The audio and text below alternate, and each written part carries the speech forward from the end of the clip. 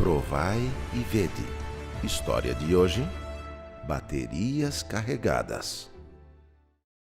Arnaldo, eu queria ver contigo a possibilidade de tu me ceder o sábado. Eu me tornei adventista e tu sabe que a gente guarda o sábado. Olha, Irivan, não tem como te liberar no sábado.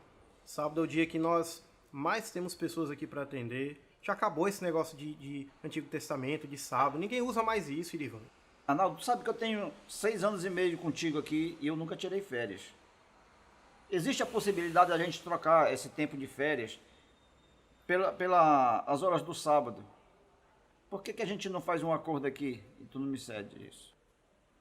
Os dias se passaram e nada havia sido decidido, até que meu patrão me chamou para conversar. Irivan, quero falar com você agora. Aqui está um acordo sobre as suas férias. Quero que você leia e assine. Mas também tem uma coisa, Irivan. Quando eu precisar de você no sábado, você vai ter que vir.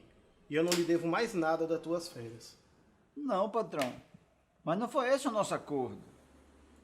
As férias nós trocaríamos pela liberdade do sábado. Se não tem como para você, já pensando nisso, tá aqui a sua carta de demissão. Pode assinar. Mas só R$ 500? 6 anos e meio, patrão. Você acabou de assinar um documento abrindo mão das suas férias. Eu não lhe devo mais nada. O que posso fazer é os R$ 500 mais um Fusca. Eu aceitei tudo aquilo, confiando plenamente que Deus haveria de me socorrer. Com o dinheiro recebido, eu paguei algumas contas que devia, fiz uma compra de supermercado e procurei diminuir os problemas que estávamos passando. Eu, minha esposa Ana, que estava grávida, e meus 2 filhos. Eu precisava de um capital para investir no meu próprio negócio. Foi aí que eu dei uma boa arrumada no Fusca e o vendi. Com o dinheiro, eu montei uma pequena lojinha em sociedade com minha tia e iniciei a empresa com 17 baterias. No primeiro mês, não vendi quase nada e eu passava dias e dias sem saber o que fazer. Mas o negócio foi se firmando a ponto de aumentarmos a loja e conseguirmos um capital. Nessa época, o imóvel que nós alugávamos foi colocado à venda pelo proprietário.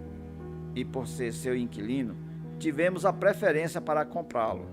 O ponto era muito bom para o nosso ramo de negócio. E eu não podia perder aquela oportunidade. Depois de juntar o que tínhamos em caixa, um empréstimo bancário, mais 2 empréstimos com parentes e a venda de um carro, ainda nos faltavam R$ 3.000. Não havia onde conseguir mais dinheiro. Naquele momento, um cliente entrou na loja e parecia estar muito interessado em comprar baterias para revender em sua cidade. Eu o atendi muito bem, como sempre fiz com meus clientes. A conversa avançou no sentido de ele levar uma boa quantidade de baterias e ainda me pagaria à vista. Quando somamos o valor total da compra, deu exatamente R$ 3.000.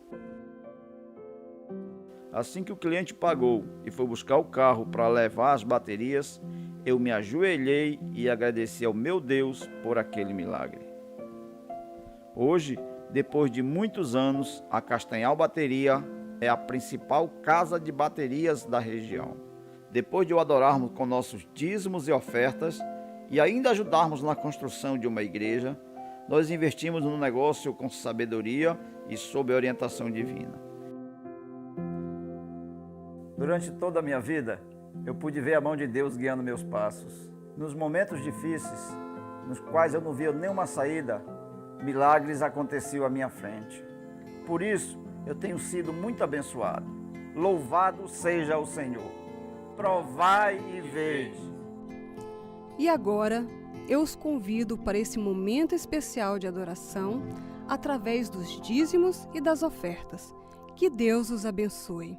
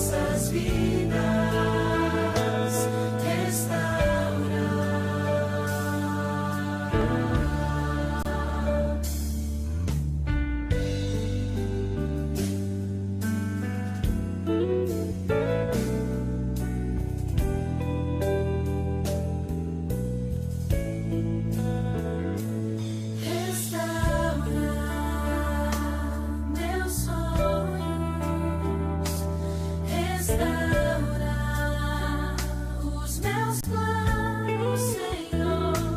Restaura minha vida por completo, para que todos saibam que Tu és meu Deus, porque Teu é o poder e o louvor, porque Tu és a paz e o amor. A Ti toda honra e glória rendemos, Senhor. Grandioso é Teu agir em nossas vidas, porque Teu é o poder e o louvor, porque Tu és a paz e o amor. A Ti toda honra e glória rendemos, Senhor. Grandioso é Teu agir em nossas vidas.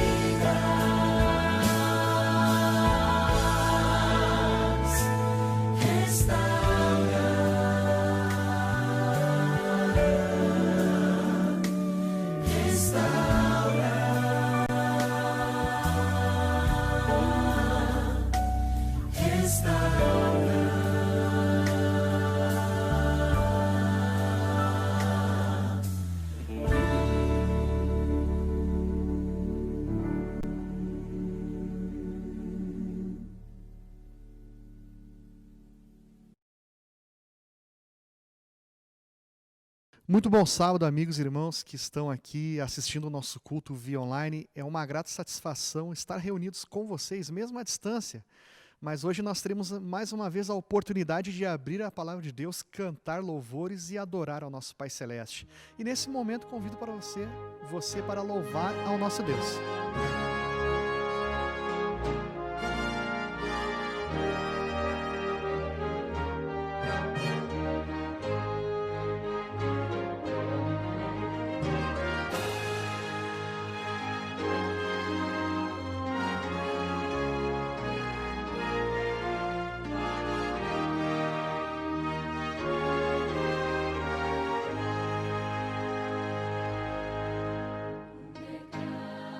Está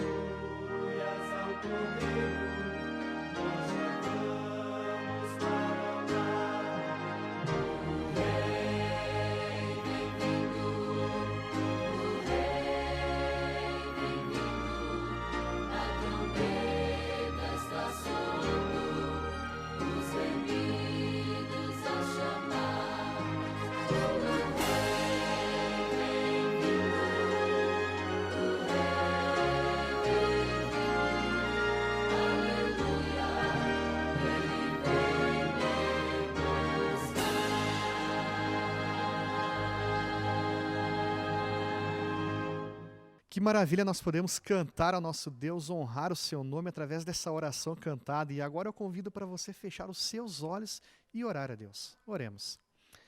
Graças te damos, Pai, porque a cada dia o Senhor tem demonstrado o seu amor. Mesmo em um mundo cheio de problemas que estamos passando, o Senhor se faz presente e a cada dia demonstra milagres e nos traz esperança para sempre seguirmos animados e firmes nessa caminhada. Agradecemos por tudo. Esteja conosco neste momento onde iremos abrir a Tua Palavra. Tudo isso eu te peço e agradeço em nome do Teu Filho amado Jesus. Amém. Muito bem, irmãos. Vamos abrir a Palavra de Deus. Eu tenho um texto muito interessante que eu queria compartilhar com vocês e também fazer algumas reflexões. E esse texto, ele se encontra no livro de Amós, no capítulo 3, do verso 7, que diz o seguinte: certamente o Senhor não fará coisa alguma sem primeiro revelar o seu segredo a seus servos, os profetas. Que coisa maravilhosa, que esperança nós temos dentro da palavra de Deus. Entender, compreender que o nosso Pai Celeste sempre abre todas as informações daquilo que vai acontecer neste mundo. E ao longo da história bíblica, em vários exemplos, nós tivemos essa oportunidade de ver isso. Antes de realizar qualquer ato grandioso, Deus comunicava ao seu povo, orientava, informava, ensinava e, acima de tudo, motivava as pessoas a ficarem atentos sobre tudo aquilo que iria acontecer. E eu já comentei algumas vezes com os irmãos aqui na nossa igreja que eu trabalhei dentro das Forças Armadas na aeronáutica por alguns anos. E me chamava muito a atenção porque do local onde eu trabalhava, eu tinha a oportunidade de ver as pessoas que cuidavam das aeronaves. Eu vi os sargentos, os mecânicos, todas aquelas pessoas que estavam envolvidas ali na manutenção. E me chamava muita atenção os detalhes, todo o trabalho minucioso que eles realizavam. E acompanhar esse trabalho realmente era interessante, porque cada detalhe era preocupado por uma única coisa apenas: cuidar do avião, deixar em pleno estado de boa conservação para que realizasse bem os voos. Mas também ali a segurança daquele local ali das aeronaves não dependia somente daqueles mecânicos. Sempre quando o piloto faz o seu plano de voo para ir para uma outra localidade, ele precisava de uma série de informações. Por exemplo, a maneira como está o nosso clima. Se está chovendo, se está o dia muito claro, se está frio, se está calor, tudo isso influenciava no voo. Então, a cada uma hora, todas as informações eram atualizadas para você saber realmente aquilo que estava ocorrendo no seu local onde você estava ali para sair com a aeronave. Você recebia informações de como estava o trajeto e de como estaria a localidade na hora que você iria chegar lá. Então, tudo isso influenciava muito o trabalho ali daqueles pilotos. Mas também um terceiro grupo que eu gosto de destacar quando eu penso neles, eram as pessoas que cuidavam da manutenção da pista, de todos os detalhes. Pelo menos 2 vezes na semana eu lembro daqueles homens, de alguns soldados, outros oficiais ali, caminhavam por toda a pista verificando se tinha algum defeito, algum objeto que poderia dar algum transtorno ali na hora da decolagem, enfim. Qualquer coisa que pudesse trazer algum tipo de risco para a execução dos voos ali. Mas olha só que interessante. Como eu havia lido aquele texto ali, certamente o Senhor não fará coisa alguma sem primeiro revelar os seus segredos a seus servos, os profetas. Certamente Deus está falando também sobre todas as coisas que estão acontecendo e que vão acontecer nesse mundo. Mas se você tivesse uma informação privilegiada sobre algo, de uma possível tragédia que fosse ocorrer na sua vida, ou com alguma pessoa, ou com um grupo de pessoas, o que você faria? Imagine a seguinte situação: você está prestes a pegar um voo para fazer uma viagem, a viagem dos seus sonhos, mas dias antes você tem a seguinte informação. Primeiro, de que o avião não tem condições de voo, Outra, de que não havia sido feitas as devidas manutenções. Outra informação, que os mecânicos que deram uma olhada na aeronave não estavam habilitados para aquele tipo de aeronave. Outra informação, o piloto não tinha permissão para pilotar aquele tipo de aeronave. Ou então, o piloto estaria doente naquele dia. Para piorar, então, as condições do clima não estavam favoráveis e também a pista na qual você iria decolar não tinha condições nenhuma. Aí eu te pergunto, você realmente iria fazer esse voo? Provavelmente não, eu tenho certeza disso. E outra coisa também, se você soubesse dessa possível tragédia que poderia ocorrer com esse voo, você ficaria quieto ou simplesmente iria anunciar a todas as pessoas? Eu tenho certeza que você, como um fiel filho de Deus, uma pessoa que se preocupa, uma pessoa que é empática com a vida de todo mundo, iria certamente passar todas essas informações a todos aqueles que estão à sua volta. E eu andei pesquisando na internet o que seria uma tragédia. Pesquisei também no dicionário. Então, de maneira resumida, é todo acontecimento funesto ou terrível. É quando uma desgraça ocorre de maneira imprevista e inesperada. Então, tudo aquilo que é inesperado, que traz problemas para a sua vida, que traz problemas a longo prazo, isso pode ser uma tragédia. E eu tenho certeza que se você soubesse dessa informação, desse voo, você ia gastar todo o seu tempo querendo informar as pessoas a respeito de tudo aquilo que poderia acontecer. Você não ficaria tranquilo, você não ficaria parado na sua casa ouvindo, recebendo essas informações e não querendo informar a todas as pessoas. Você ia querer informar o máximo possível de notícias, informações, dados e provas, justamente para salvar muitas vidas. E eu fico imaginando quantas tragédias talvez poderiam ser evitadas se por algum milagre soubéssemos de qualquer informação. Eu fiz uma pesquisa na internet e eu listei as 10 piores tragédias que tiveram no nosso país. Nos anos 60, no ano de 1961, e depois, no ano de 1967, tivemos 2 tragédias que foram muito marcantes. Primeiro, o grande incêndio no circo norte-americano em Niterói, Rio de Janeiro, onde tiveram 503 mortos e 800 feridos. É muita gente. Em 1967, nós tivemos enchentes e deslizamentos em Caraguatatuba, São Paulo, onde tiveram 436 mortos na contagem oficial. Nos anos 70, no ano de 1974, tivemos o incêndio do edifício Joelma, uma história conhecida de todos, principalmente moradores aqui de São Paulo, onde tiveram 187 mortes e 300 feridos. No ano de 1989, essa história eu lembro quando era bem jovem, muito foi noticiado, foi o naufrágio do Batomush, 55 mortes, pessoas estavam reunidas ali numa festa de ano novo e aquele barco simplesmente naufragou e muitas pessoas morreram. Agora, no ano de 2007, algo que aconteceu aqui em São Paulo também, um acidente aéreo em Congonhas, onde teve 199 mortes e 17 feridos. Uma tragédia tremenda. E eu lembro muito bem de estar em casa assistindo TV, quando no programa do Datena, ele informa de um acidente muito grande ali próximo do aeroporto de Congonhas, e quando o helicóptero ali da emissora sobrevoa o local, eles fazem um zoom justamente perto do incêndio. Nós vimos ali a cauda do avião que havia batido. Foi então que eles perceberam que uma aeronave havia se chocado com aquele prédio, né? E no ano de 2008, nós tivemos chuvas e enchentes em Santa Catarina, 135 mortos e 5 mil desabrigados. E esse um evento me marcou muito, porque o meu pai e a minha mãe moravam em Itajaí nesse momento. Também no ano de 2013, outro evento que me marcou muito foi o incêndio da Boate Kiss. Eu estava de férias no Rio Grande do Sul, então eu acompanhei tudo que se desenrolou por causa dessa tragédia, onde nós tivemos 242 mortos e 680 feridos. E em 2015, tivemos o rompimento da barragem de Mariana, 18 mortos e um desaparecido. Em 2016, outro evento que foi trágico e trouxe uma comoção mundial, a queda do voo da Chapecoense, 71 mortos e 6 sobreviventes. E recentemente, agora, o ano passado, no ano de 2019, o rompimento da barragem da Vale em Brumadinho, 115 mortos e dezenas de desaparecidos. Certamente algumas dessas notícias marcaram muito a vida de cada um de vocês, e eu devo confessar que algumas delas realmente me marcaram muito. E a primeira coisa quando nós nos lembramos de uma tragédia era justamente aquilo que você estava fazendo naquele momento. E eu lembro que no ano de 2008 eu estava em casa, recém havia saído do quartel e estava assistindo algumas notícias a respeito das enchentes lá em Santa Catarina, mas não tinha ideia da dimensão.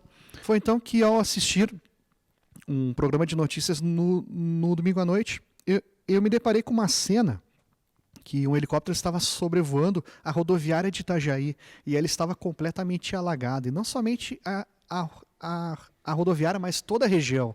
Foi então que eu me lembrei, meus pais moram próximos ali, em menos de 1 quilômetro. Prontamente eu liguei para o meu pai e perguntei como é que eles estavam. Claro, para querendo acalmar tanto a minha irmã e meu irmão que morávamos lá no sul ainda, ele falou que estava tudo bem, mas na hora que ele estava com o telefone, na orelha, falando comigo com água no peito, pegando as últimas coisas de dentro de casa para ir para a casa do vizinho da frente. E ali ficaram 1 semana praticamente morando com eles até que as águas pudessem abaixar. Um outro evento também no ano de 2013, eu estava de férias em casa das aulas da nossa faculdade, e num domingo de manhã eu ligo o rádio para escutar algumas notícias e foi quando eu me deparei com as notícias da tragédia da Boate Kiss. E eu sou uma pessoa que me impressiona muito com isso, eu fico acompanhando todas as notícias que estavam ocorrendo. E eu fiquei praticamente aquele domingo inteiro acompanhando pelo rádio, pela TV, todo o desenrolar daquela tragédia e depois, com o tempo, todas as histórias que surgiram a partir daquele evento. E por último também no ano de 2016, eu havia chegado para trabalhar lá na minha sala, no NASP Engenheiro Coelho, e a primeira coisa que eu fiz foi ligar o rádio para ouvir algumas notícias, quando o jornalista fala que eles não tinham notícia nenhuma a respeito da chegada do voo da Chapecoense. Então eu comecei a pesquisar na internet para ver o que realmente havia acontecido. E quando eu descubro a notícia, prontamente entrou um aluno na sala e eu conversei com ele, ficamos olhando por várias horas ali todas as notícias, né? Uma tragédia que trouxe uma proporção mundial assim, de comoção, de pena por causa de tudo aquilo que aconteceu. Infelizmente essas tragédias são inesperadas, destroem lares, ceifam vidas, entristecem o país inteiro, geram uma comoção generalizada em muitos lugares e infelizmente marcam a vida de algumas pessoas para sempre. Eu imagino talvez que se alguém tivesse informações precisas sobre estes eventos que ocorreram, essas pessoas falariam e evitariam muitos problemas. Talvez hoje muitas famílias não teriam sofrido tanto como sofreram por causa dessas tragédias. Mas dentro da palavra de Deus não é diferente. A Bíblia nos traz um apanhado de informações, de textos, de histórias, de exemplos, de testemunhos, onde a palavra de Deus, onde Deus se manifestou e pessoas guiadas por Ele foram lá e apresentaram tudo aquilo de maneira detalhada que iria acontecer.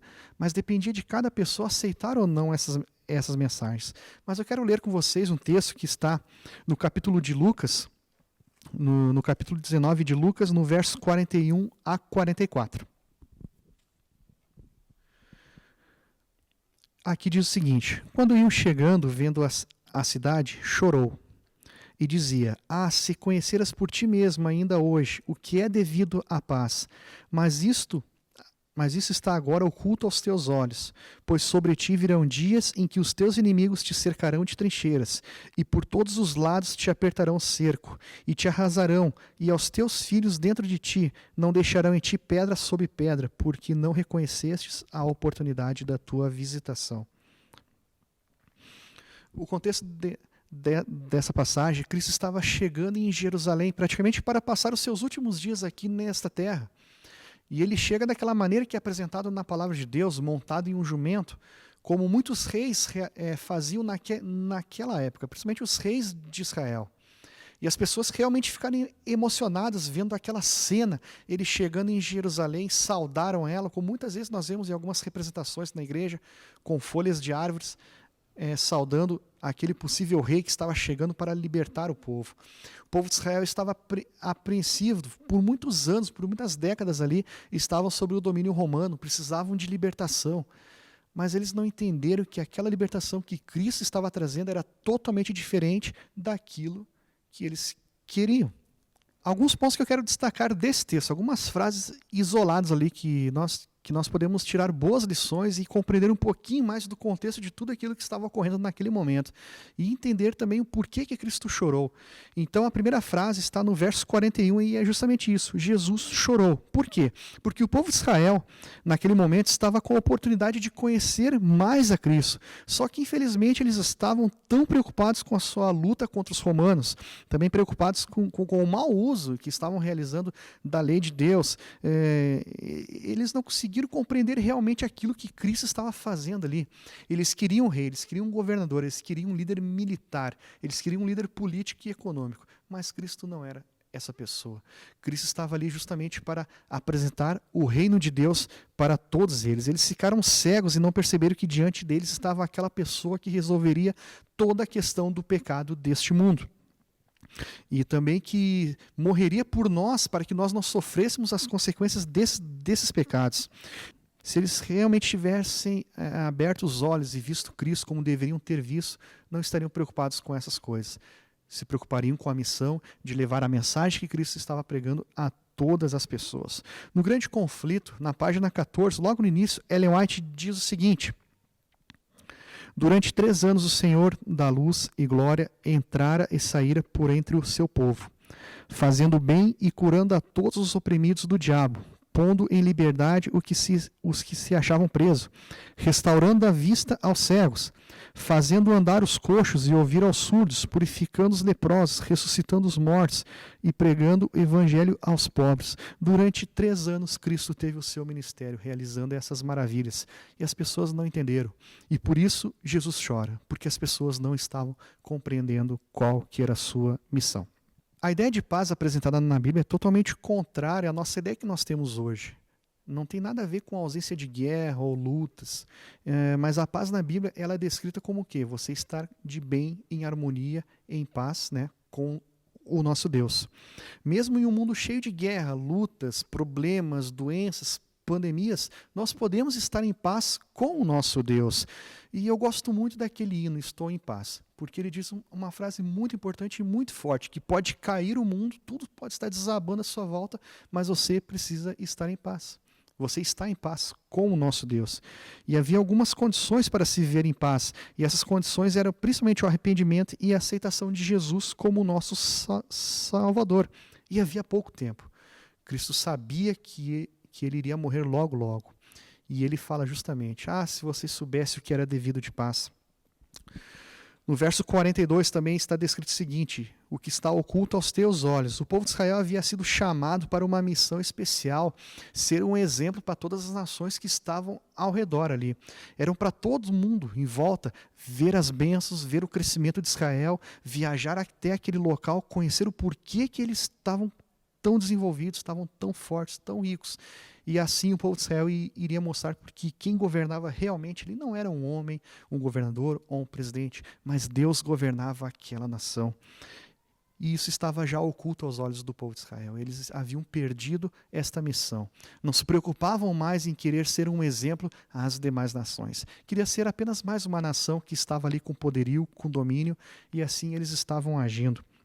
E na Bíblia apresenta também um comportamento que havia dentro do povo de Israel. Eles sentiam um ódio, principalmente por causa dos romanos e também de outros povos que estavam próximos ali. Por exemplo, os samaritanos, porque eles não consideravam nem que eram judeus, consideravam mestiços, que haviam se contaminado com outras nações.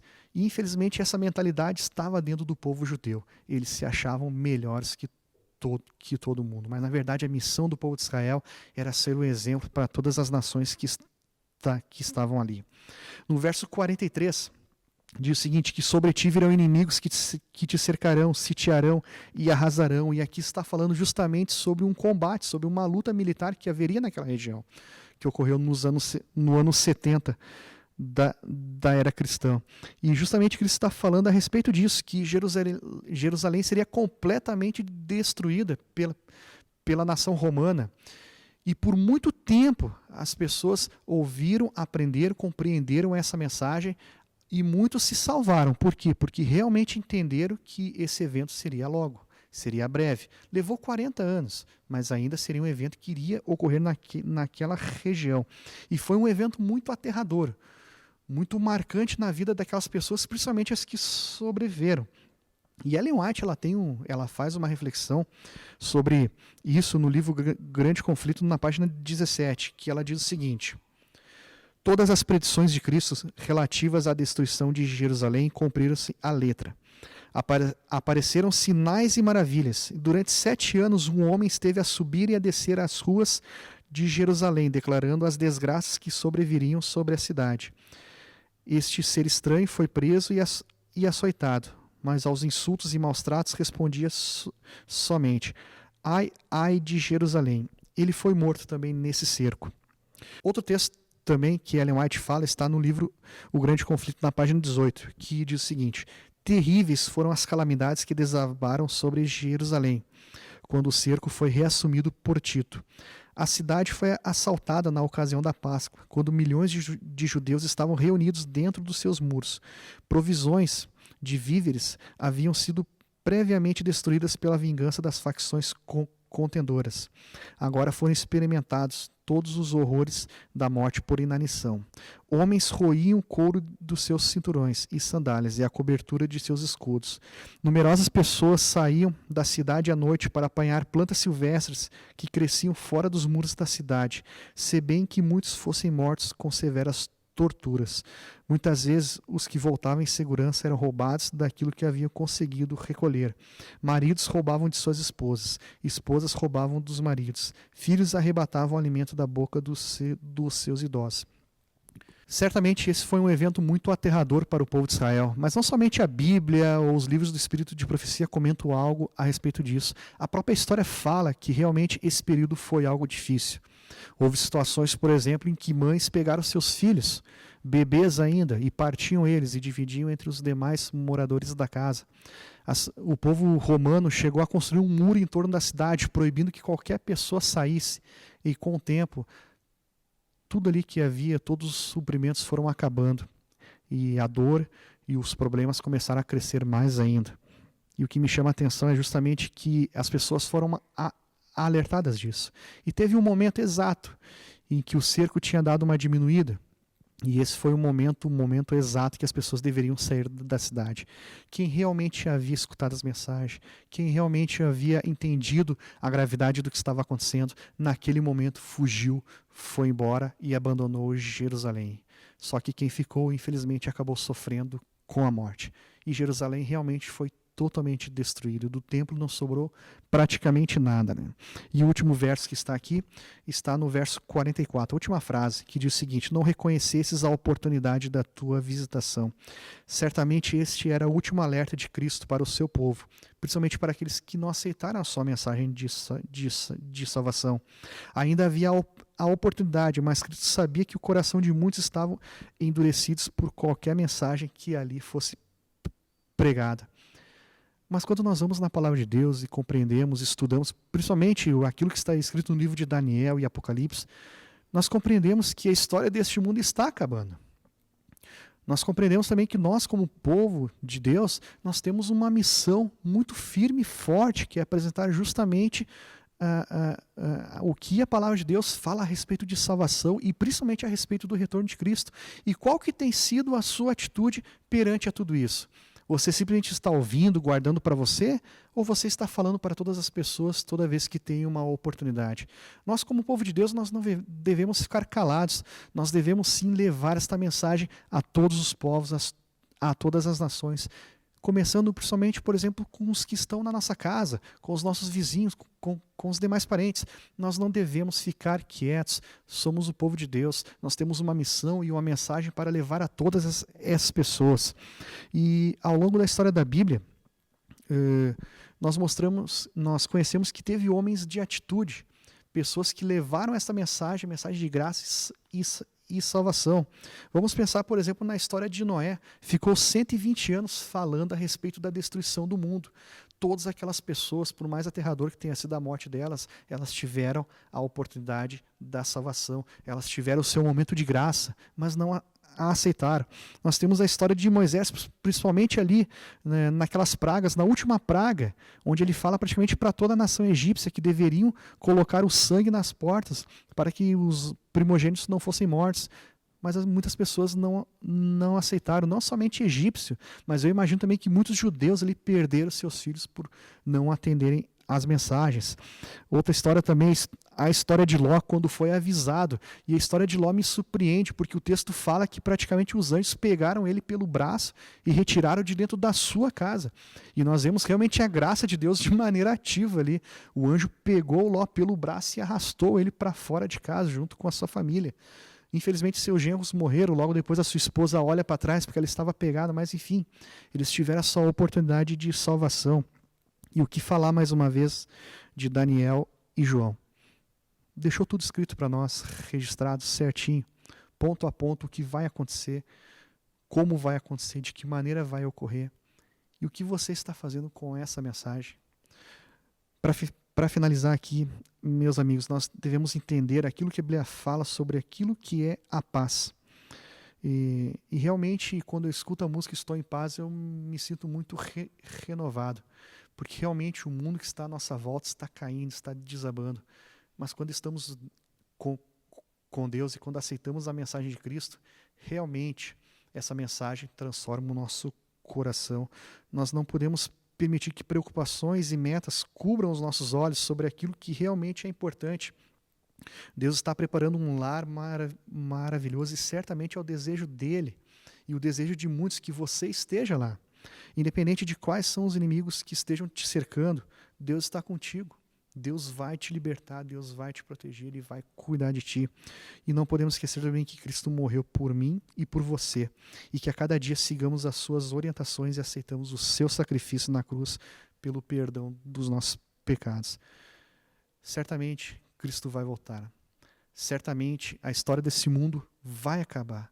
Certamente este mundo vai ser completamente transformado e certamente nós teremos a oportunidade de viver com o nosso Deus eternamente. É o meu desejo também que você siga firme nesse caminho, porque ao final, por toda a eternidade, nós teremos a graça e a satisfação de estar com o nosso Deus para todo sempre. Que Deus te abençoe, te dê um bom sábado, que Ele cuide da sua família e que, acima de tudo, você continue firme nesse caminho. Amém. Para finalizar o nosso culto, então, nesta manhã, eu convido a você para que cantemos o hino Estou em Paz.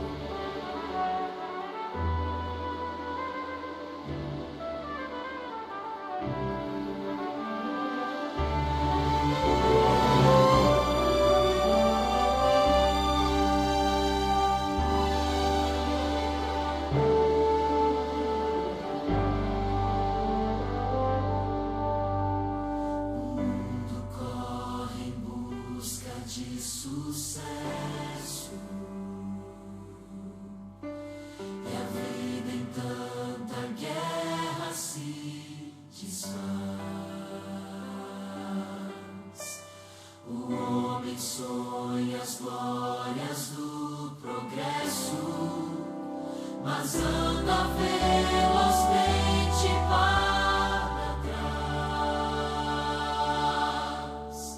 Só Deus concede a glória verdadeira. Só nele a vida tem real valor.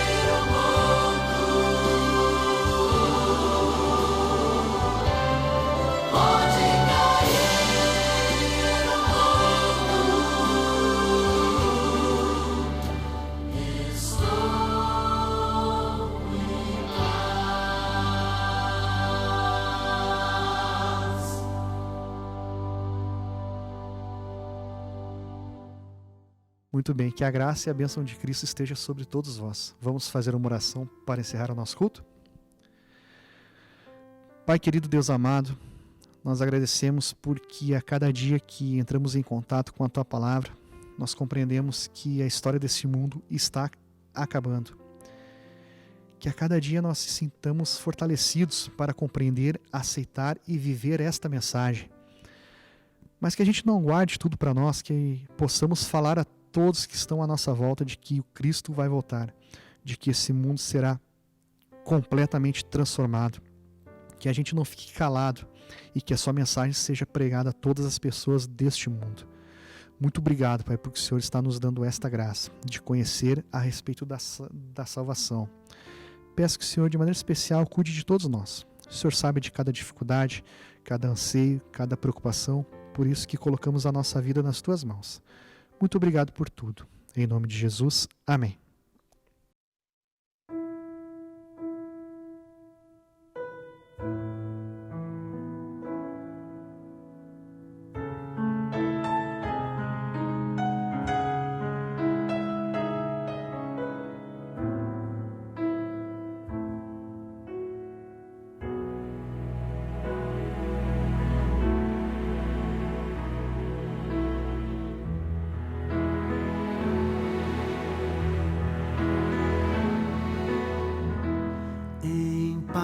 Eu vou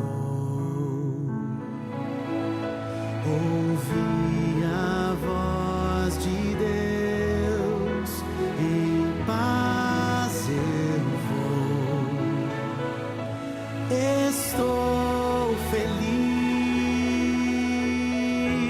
achei abrigo em sua casa. Estou com meu Jesus.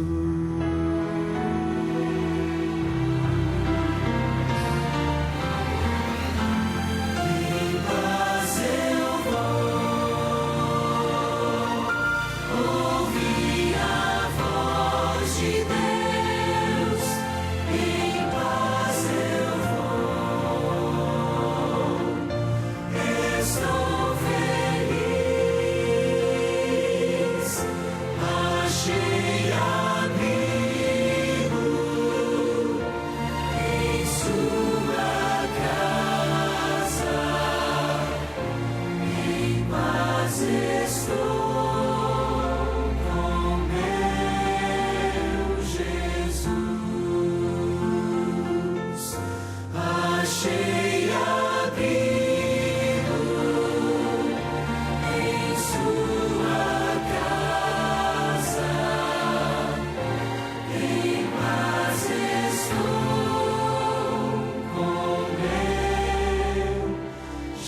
Jesus.